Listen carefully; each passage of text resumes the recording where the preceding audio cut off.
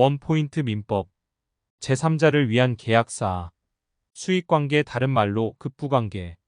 개념 정리부터 하겠습니다. 채권자, 요약자, 채무자, 낙약자, 제3자, 수익자.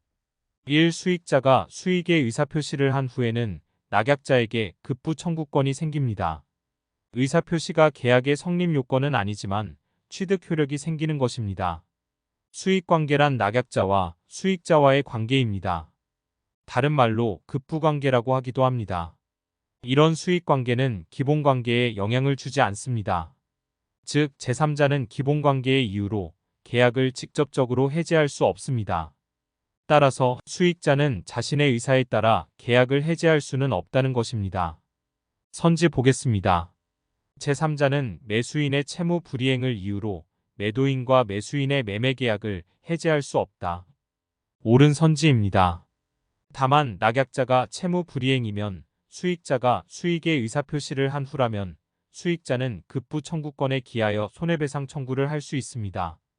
수익자가 낙약자에게 수익의 의사표시를 한 후에는 낙약자는 수익자에게 급부 의무가 생기고 수익자는 낙약자에게 급부 청구권이 생깁니다. 이에 기해 손해배상을 낙약자에게 청구할 수 있는 것입니다. 다시 정리하겠습니다. 앞에서 말한 것과 같이 수익자는 계약 당사자가 아니기 때문에 수익자의 의사에 따라 계약을 해지할 수는 없습니다. 쉽게 예를 들어 엄마가 아들에게 보내달라고 책상 하나를 계약을 했는데 아들이 책상이 마음에 안 든다고 해지할 수는 없다는 것입니다. 그런데 낙약자의 채무 불이행으로 책상이 배달되지 않았다면 아들은 급부 청구권에 기인한 손해배상 청구권은 할 수 있다는 것입니다. 그리고 계약이 무효이면 소급하여 사라지기 때문에 손해배상 청구권도 소멸하게 됩니다.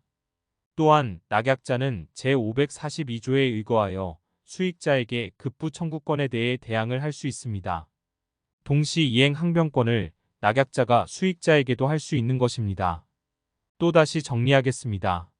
1. 수익자가 수익의 의사표시를 하면 수익자는 낙약자에게 직접 이행을 청구할 수 있다. 이것이 수익자의 급부 청구권입니다. 선지 보겠습니다. 수익의 의사표시를 한 수익자는 낙약자에게 직접 그 이행을 청구할 수 있다. 옳은 선지입니다.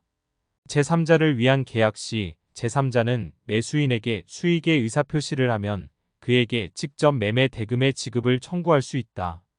옳은 선지입니다. 제3자가 수익의 의사표시를 하면 특별한 사정이 없는 한 매수인에 대한 대금 지급 청구권을 확정적으로 취득한다. 옳은 선지입니다. 2. 수익자가 의사표시를 한 후에는 더 이상 요약자와 낙약자는 합의 해제는 할 수 없다. 합의 해제는 수익자 입장에서는 농락이 될 수 있기 때문에 합의 해제만은 안 된다는 것입니다. 물론 채무 불이행으로 인한 취소나 무효는 가능합니다. 선지 보겠습니다.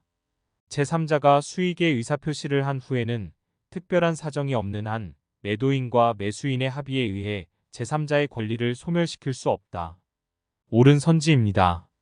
제3자의 수익의 의사표시 후 특별한 사정이 없는 한 계약 당사자의 합의로 제3자의 권리를 변경하지 못한다. 옳은 선지입니다.